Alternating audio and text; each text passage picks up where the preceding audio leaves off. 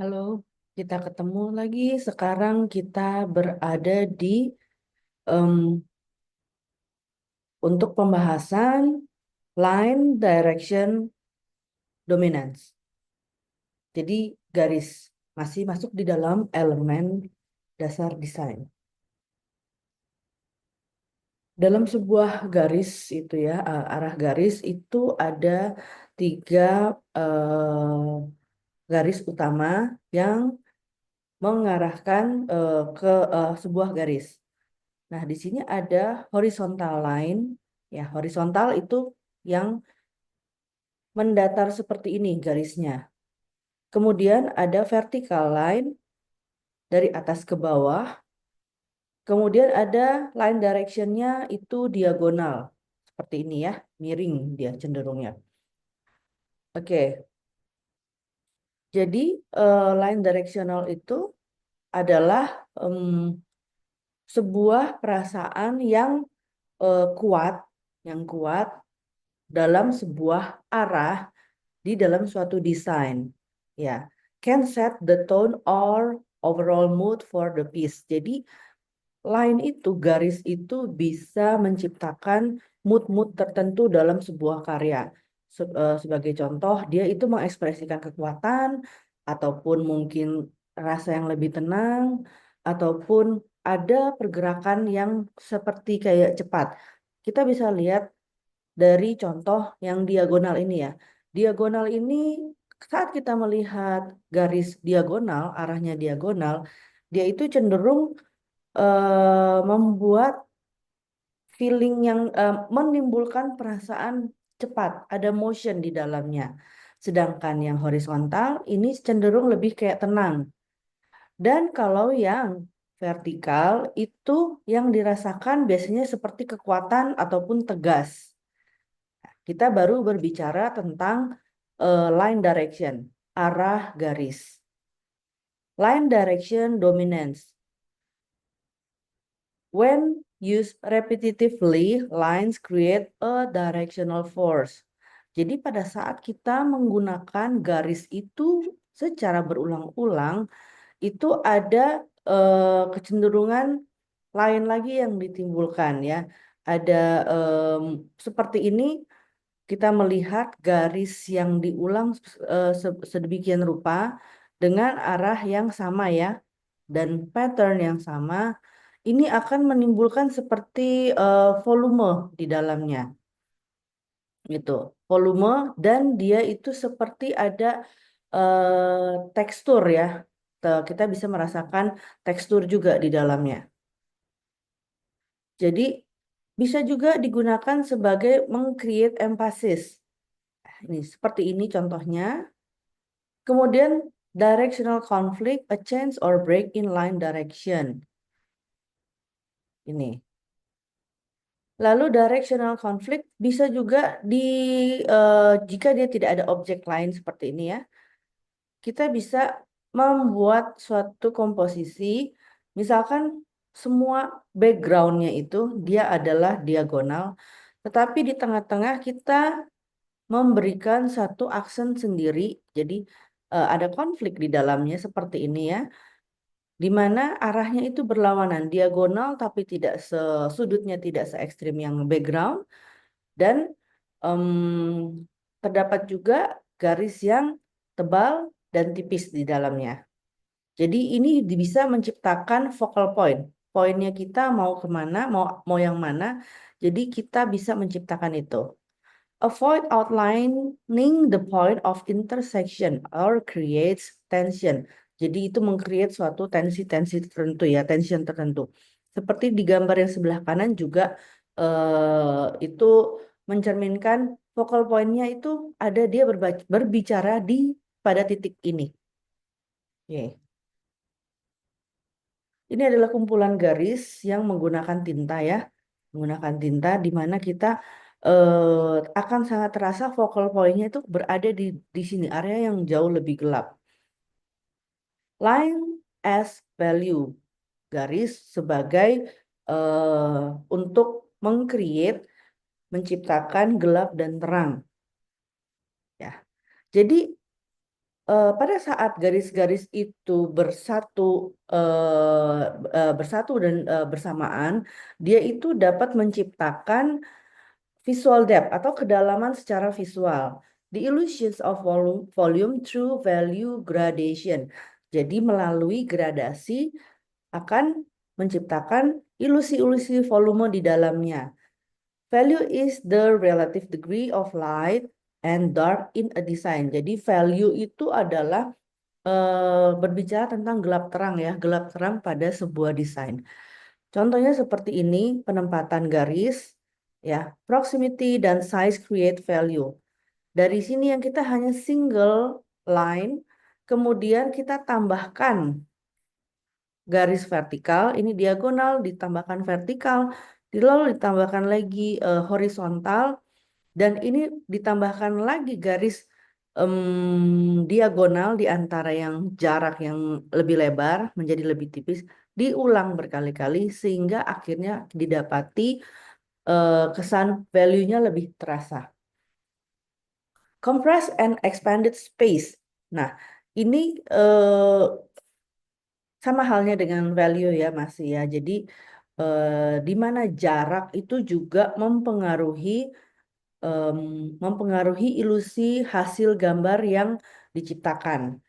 Pada saat dia rapat ini akan tercipta pandangan kita mengartikan dia ini sesuatu yang lingkaran ini sesuatu hal yang lebih tebal, lebih masif dibanding yang sebelah kanan.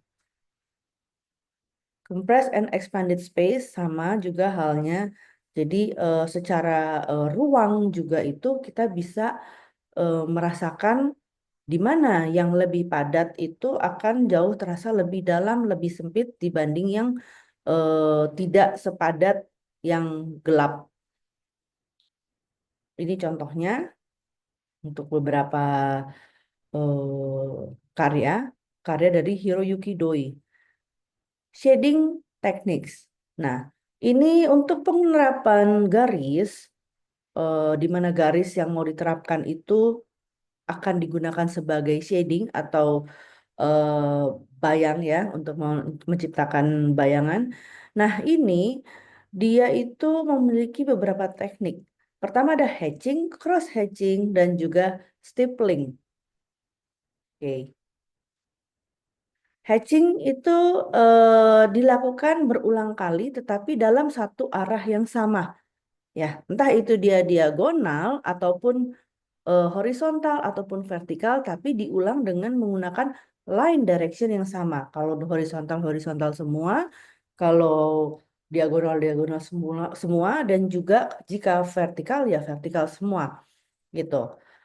Kemudian cross hatching itu kita contohnya kita melakukan arah diagonal dari kiri bawah ke kanan atas ya.